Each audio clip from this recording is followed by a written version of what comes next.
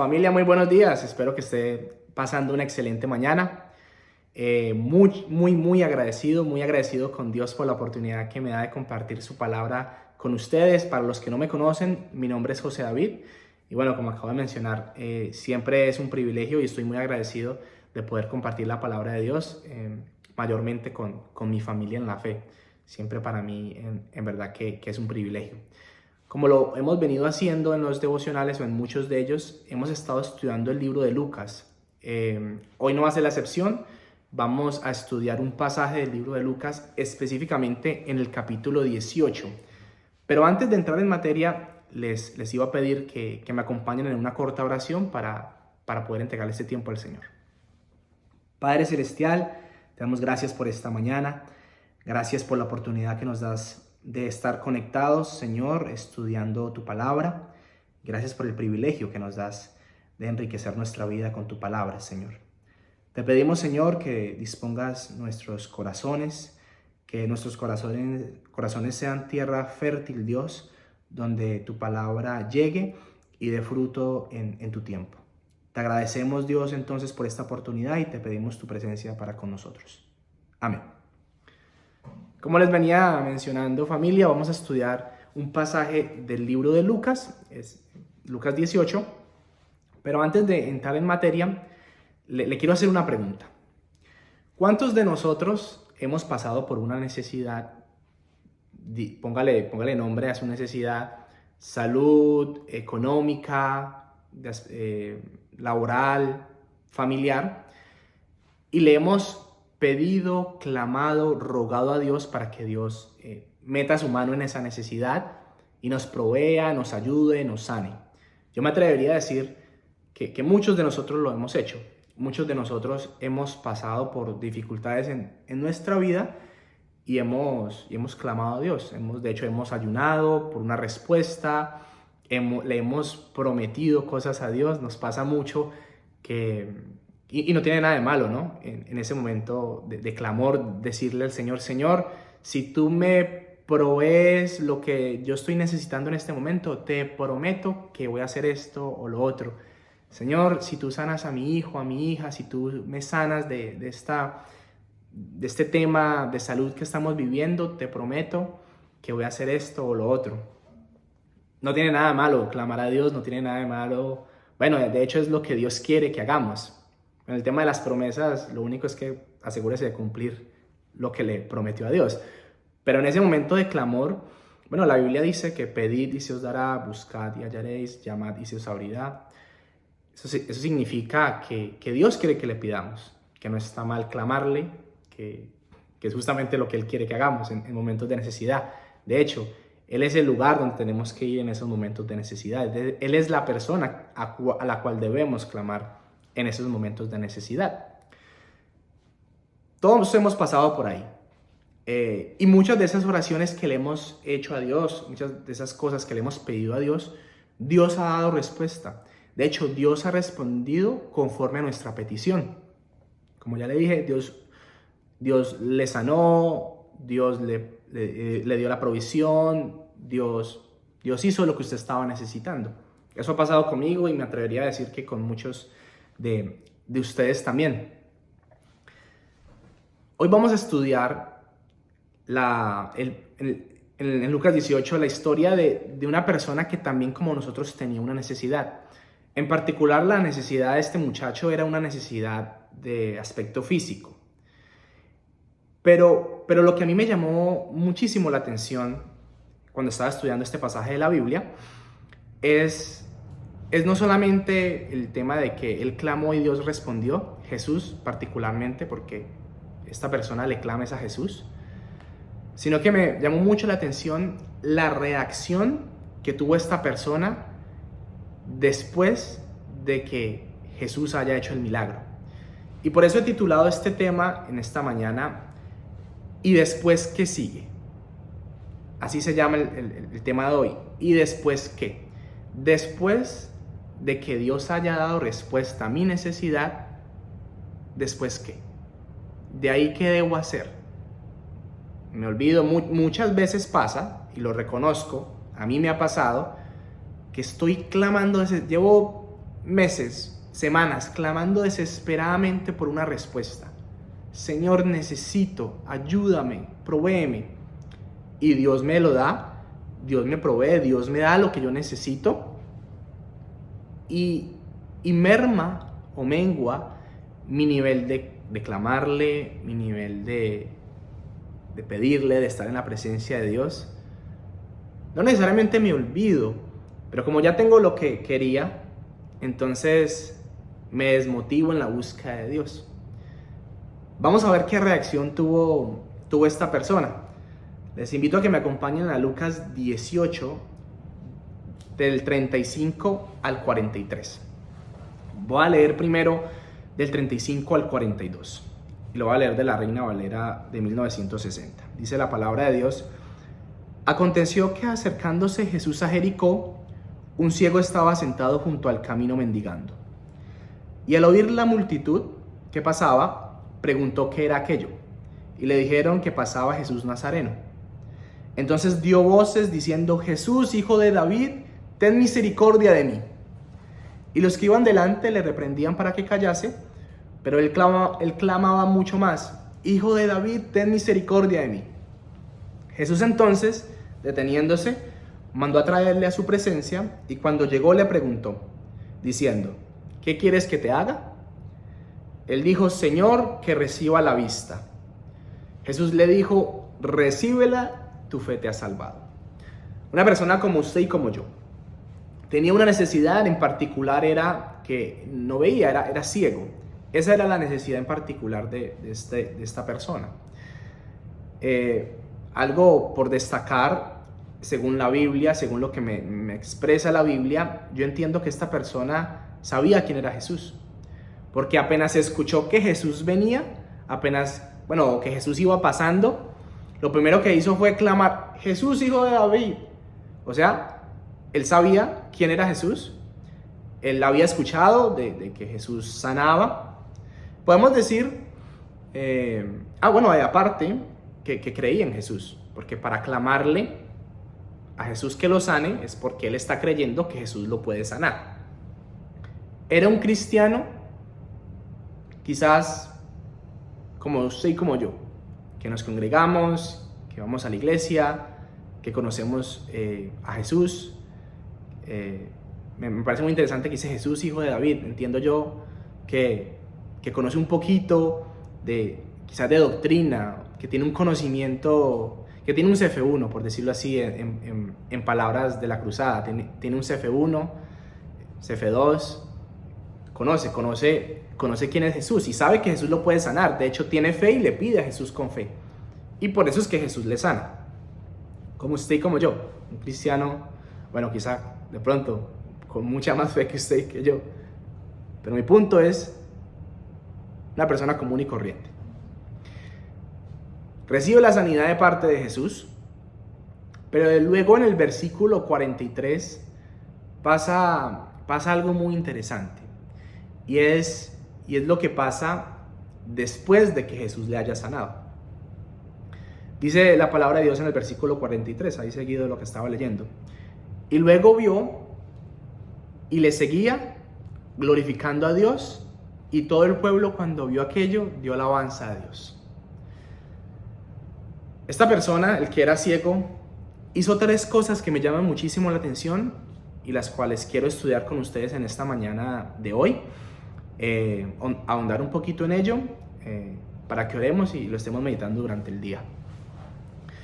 Esta persona hizo 3 cosas que yo las he denominado 3 características de una persona agradecida con Jesús. Nosotros tenemos muchísimo que agradecerle a Dios. Nos dio la salvación primero que todo, y luego de ahí para allá todo lo que nos ha dado, ¿cierto? Y este muchacho nos muestra las características de una persona, las características que deberíamos tener si somos agradecidos con lo que Jesús ha hecho con nosotros. Le sigue, le glorifica e impacta su entorno. Vamos a desmenuzar esto un poquito. Primero, le sigue como primer punto. Por allá en Mateo 4, del 19 al 22, lo voy a leer aquí, sucede algo muy interesante. Y antes de leerlo les voy a decir, es indispensable creer en Jesús, obviamente, pero particularmente el llamado de Jesús a nosotros, sus discípulos, no es solamente que creamos en Él. Jesús nos llama a que le sigamos a Él. Vamos a ver qué pasó aquí en Mateo 4, del 19 al 22. Y les dijo, venid en pos de mí y os haré pescadores de hombres.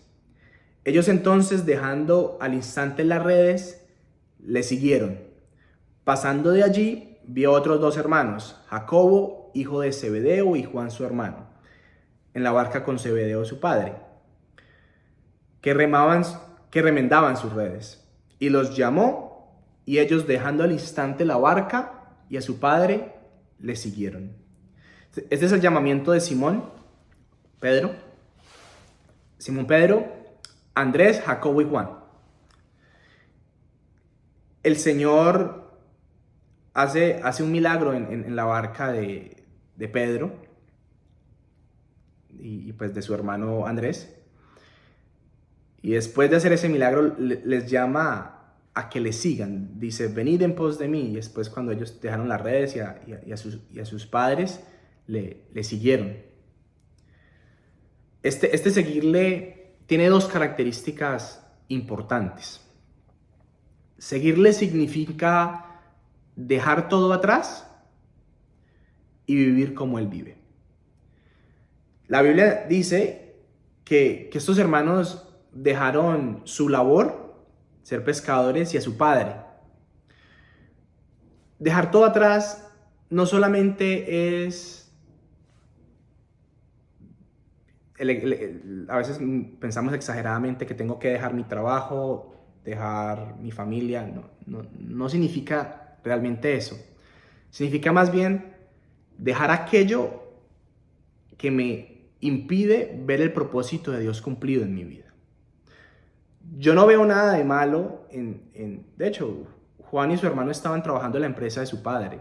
O sea, estaban haciendo las cosas bien, estaban trabajando con su padre, muy probablemente llevando la provisión a su casa. Estaban haciendo algo bien, estaban trabajando, nada de malo.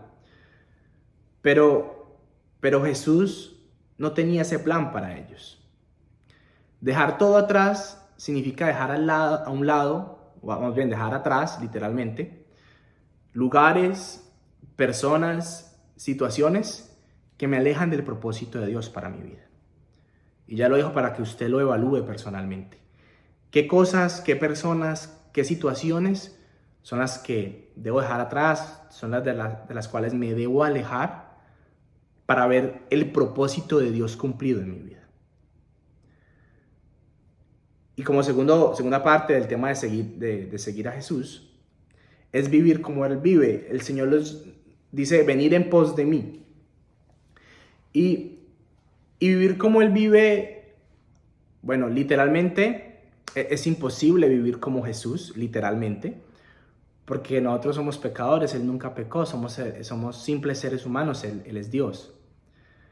Pero lo que significa esto de vivir como Él vive es básicamente procurar actuar como Él actúa, procurar amar como Él ama, procurar caminar como Él camina, procurar vivir como Él vive. Y ese es el llamamiento que Dios les hizo a sus discípulos pues en Mateo, como lo estamos leyendo. Le dice, venid en pos de mí. Y para yo poder procurar caminar como Él camina, vivir como Él camina, amar como Él ama, pues tengo que conocerle a Dios.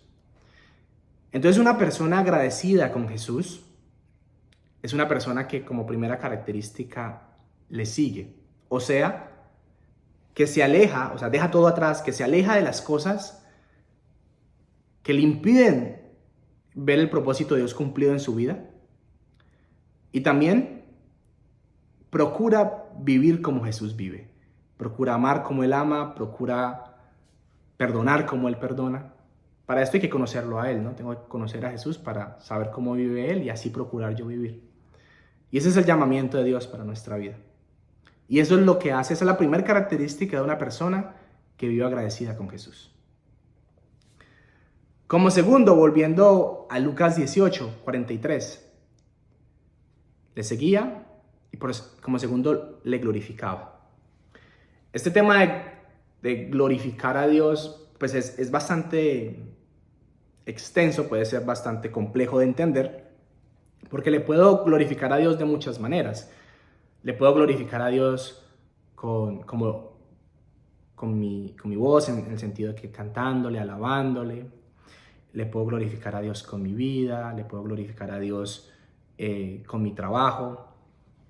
Y para resumirlo y sintetizar este punto de glorificar a Dios, hay un versículo en la Biblia que me parece muy interesante, que es 1 Corintios 10:31, que dice: si pues coméis o bebéis o hacéis otra cosa, hacedlo todo para la gloria de Dios. Básicamente es que usted procure con todo lo que hace, con cualquiera que sea su función, su responsabilidad, su delegación, procure agradar a Dios. Si usted es una ama de casa, procure agradar a Dios siendo una excelente ama de casa. Si usted es empresario, procure agradar a Dios con su empresa. Si usted es deportista, procure que con su deporte usted pueda agradar a Dios. Y póngale el título que Dios le ha dado la oportunidad de ser. En el ámbito que Dios le da la oportunidad de desempeñarse usted.